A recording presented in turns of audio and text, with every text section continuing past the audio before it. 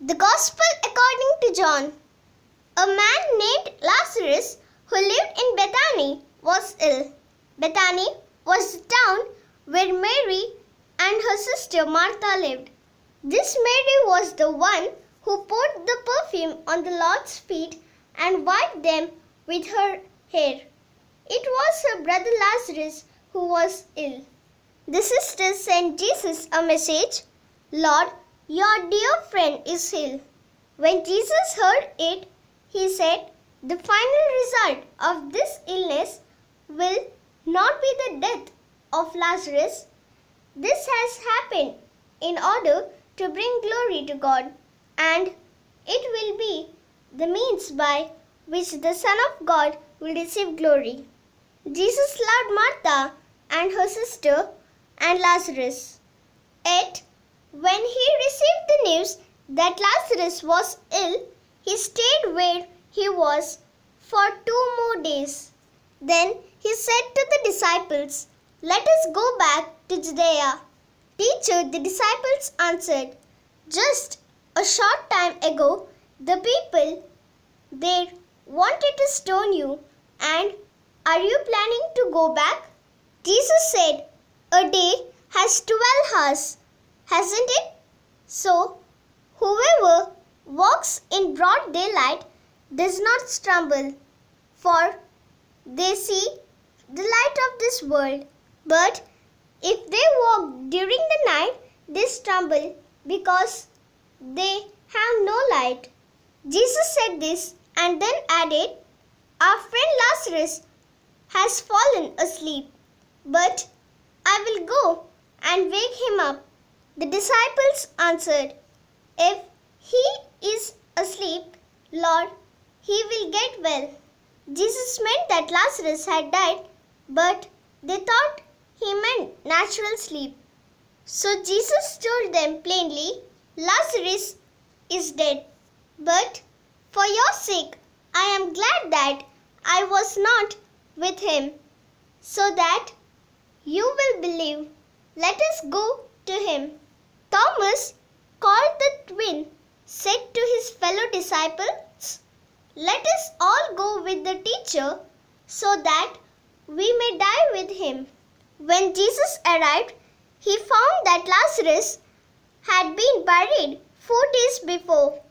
Bethany was less than 3 kilometers from Jerusalem, and many Judeans had come to see Martha and Mary to comfort them over their brother's death.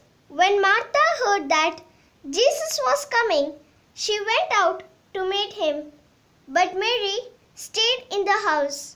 Martha said to Jesus, "If you had been here, Lord, my brother would not have died. But I know that even now God will give you whatever you ask him for." "Your brother will rise to life," Jesus told her. "I know," she replied, "that he will rise to life on the last day." Jesus said to her, "I am the resurrection and the life. Those who believe in me will live even though they die. And all those who live and believe in me will never die." "Do you believe this?" "Yes, Lord," she answered. "I do believe that you are the Messiah, the Son of God, who was to come into the world." After Martha said this, she went back and called her sister Mary privately. "The teacher is here," she told her, "and is asking for you." When Mary heard this, she got up and hurried out to meet him. Jesus had not yet arrived in the village, but was still in the place where Martha had met him.